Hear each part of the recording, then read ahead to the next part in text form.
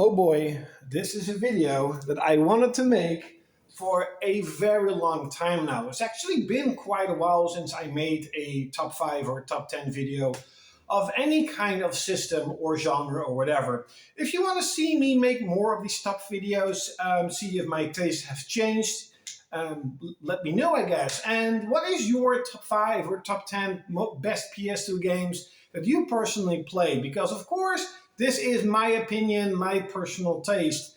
And it's really difficult because I have a lot of PS2 games that you would consider really good. And there are a lot of good PS2 games, a shit ton of good PS2 games. So it was really difficult for me to make this list. However, I really tried to sort of pick the games that mean something to me, that had such an impact when I played it, that it changed the way I played video games or the way I saw video games, or just loved it so much that I kept going back and keep replaying that game. So the first one is actually maybe one of the most important ones in terms of PS2, because Baldur's Gate Dark Alliance is number 10, and this is literally the first game that I got with the PlayStation 2. My dad said, you buy a PS2 and I'll buy you this game because I've heard it's pretty good.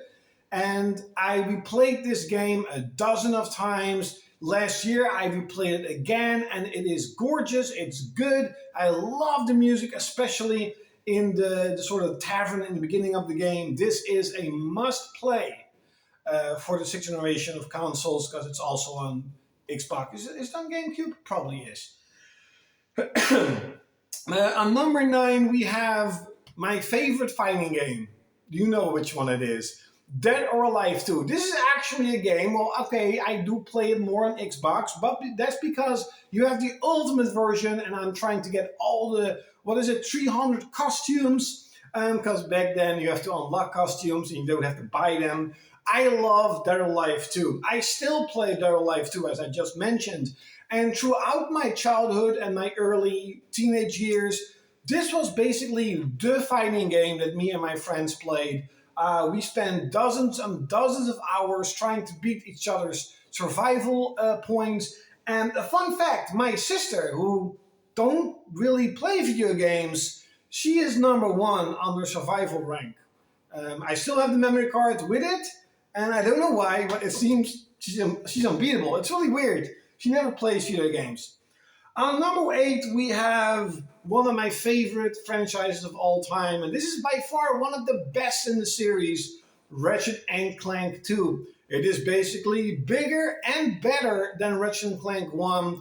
It sort of started the whole, how would you say, third-person platform shooting genre, whatever. I mean, not literally the genre, but in terms of Ratchet & Clank, that what we know of today. And I love Ratchet & Clank 2 when it came out. I couldn't stop playing, and I still play it even to this day. Not really this specifically day, but you know what I mean. It is on my mind to actually replay it again for like the 8th time or 9th time. On number 7, oh man, this is also a good one, is Dark Chronicles, or in the United States, Dark Cloud 2. Again, bigger and much, well, okay, let's say better, but much bigger than the original Dark Cloud. I loved this game when I was a kid. I couldn't stop playing it. I spent hundreds of hours, well, a few hundreds of hours playing this game. I never really sort of understood the systems in this game, and I did buy it on PS4, and I really should replay it and try to get all the sort of the best weapons, and etc., etc.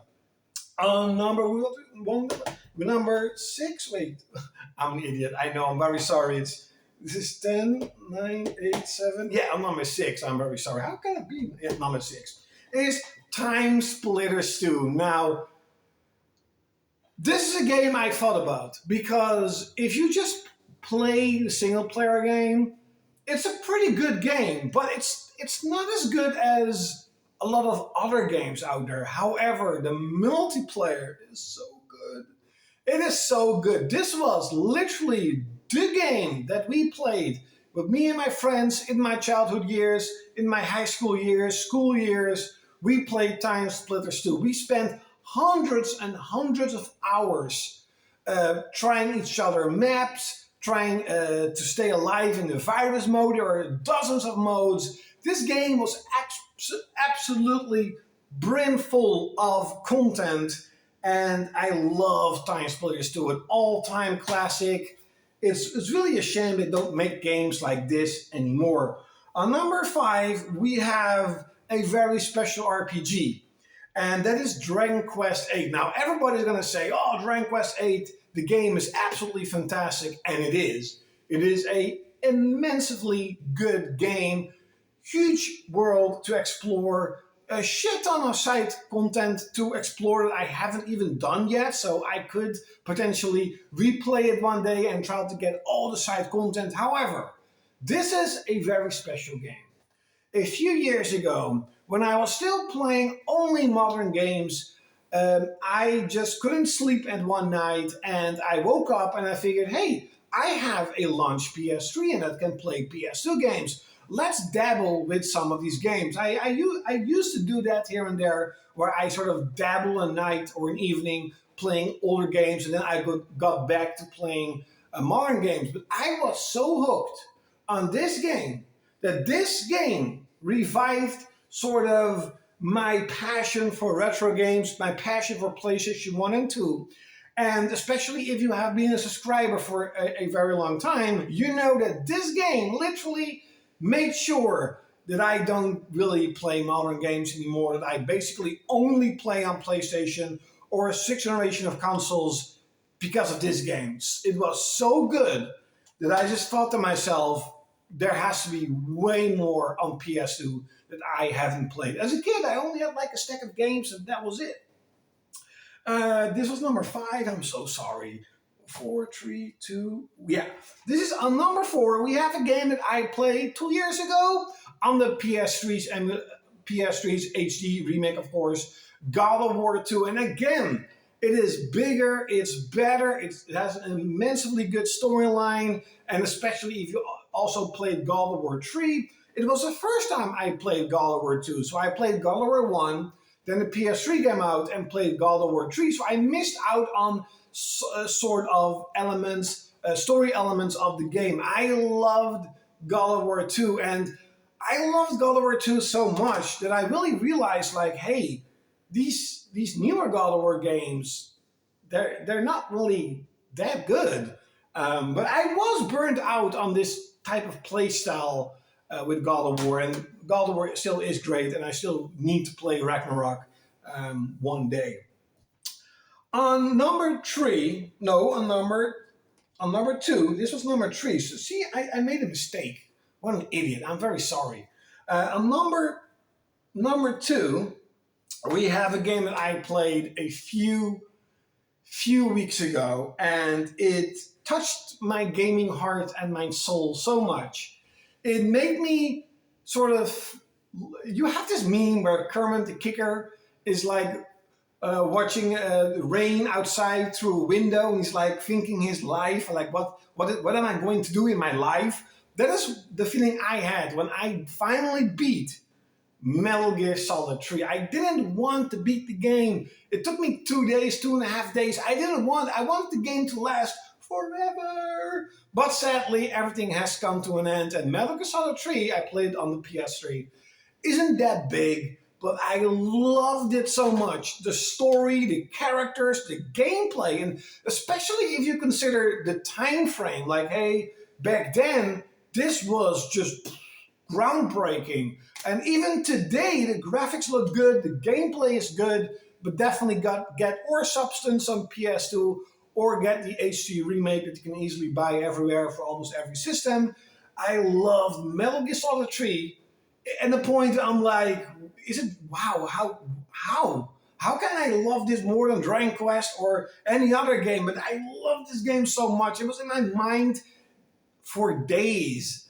But there can only be one.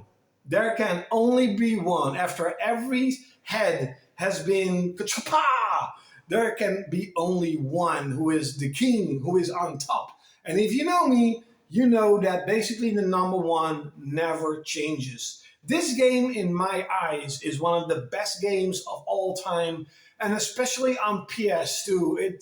Everyone is going to have a very hard time to try and convince me that there is a game that's better than Final Fantasy X. I had work when I was a kid. I was working at a supermarket for 3 days. It was because my mom was basically, oh, you want to buy more games? Go work. I'm like, oh yeah, that's actually a pretty good idea. Let's go to a supermarket and apply for a job. And I got it. I worked for 3 days. And on the fourth day, I got Final Fantasy X. And this is not a joke. I literally said, I'm quitting my job because I'm going to play Final Fantasy X. That's what I literally did. That's not even a joke. That is true. Everybody was like, what? What the hell did you just say? I'm like, yep, I'm quitting the job because I'm going to play Final Fantasy X. The storyline is just incredible. Absolutely incredible. It's also one of the, I think, first isekai, is it called? Isekai, where you're sort of transported into another world through the lens of that character, because Titus, whatever, he sort of talks to you, throughout the game. He talks to you, and you can hear his thoughts and stuff. The battle system was way better than, at least at the time. Well, the battle system in 10 is maybe a bit better than 9 and 7, or definitely 8, because I didn't like 8 that much. The graphics, that blew me away when I got the PS2. Graphics absolutely blew me away. The music is phenomenal. God tier soundtrack. Final Fantasy X is one of the best games of all time, and I think I'm gonna spoiler. I think it's like number 2. It's always Final Fantasy 7 and Final Fantasy X because it's so freaking good. Now I do have 2 sort of honorable mentions because I like these two games a lot, and I think that they potentially should be in my top 10 list, but as I just mentioned with some of these games, I just couldn't bear putting them in it. And that is Wild Arms 3, because I played this game like two or 3 weeks ago. I don't like Westerns, and I loved this game so much that I tried to do everything I could, and I was amazed how much I love this game. I am absolutely still stunned. Like, how can I like this game? I don't like Westerns, but it's very repetitive. It's not even, its quality isn't Final Fantasy, but it's so freaking good. I loved Wild Arms 3.